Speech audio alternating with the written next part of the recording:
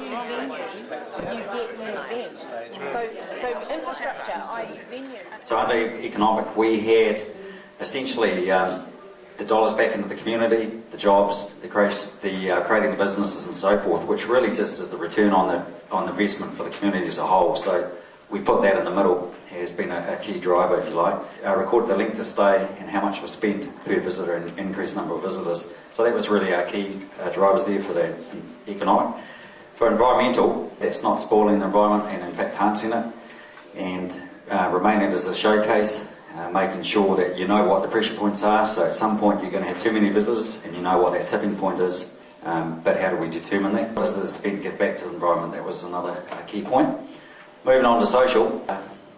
Making sure that we had the community buy-in, but also the larger issue of community satisfaction, not just those that attend the event or volunteers or organisers, but the wider community. What is their level of satisfaction of the overall event?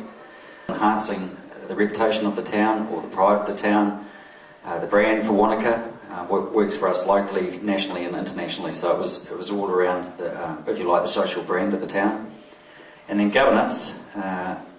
Simplifying the route to enable events to happen, so streamlining the process, I suppose. Funding, working out leverage points and getting sponsorship, trying to come up with a strategic approach, calendar, to coordinate events better, to address this issue of seasonability, and also we get clashes of major events on different weekends, so somehow get a more strategic approach to how we deal with that in the future. We picked up on this sort of length of stay, which we think is incredibly intertwined with sort of visitor spend. It's really important to us. Ongoing employment was a big thing for us, so then we can all afford to stay here, which is pretty useful.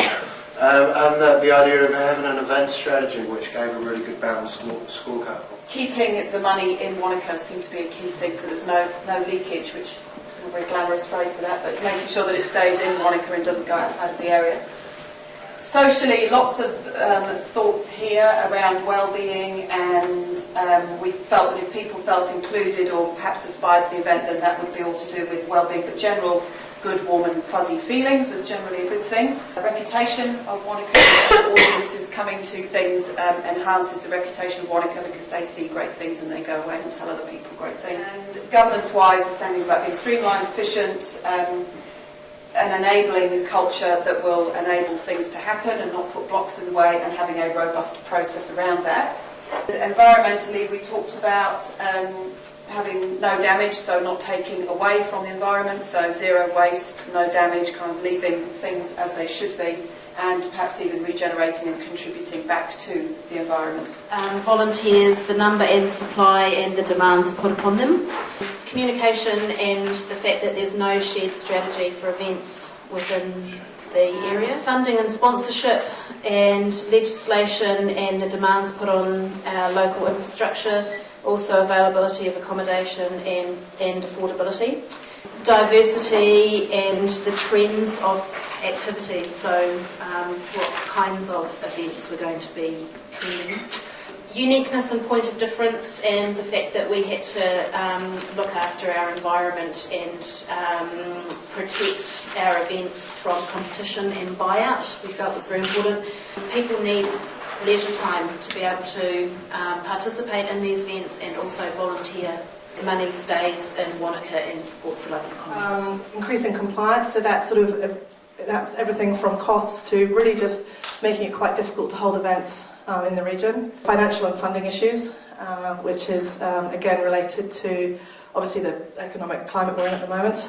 The lack of facilities to cater for larger events in terms of public buildings. So sports tourism, events-driven tourism.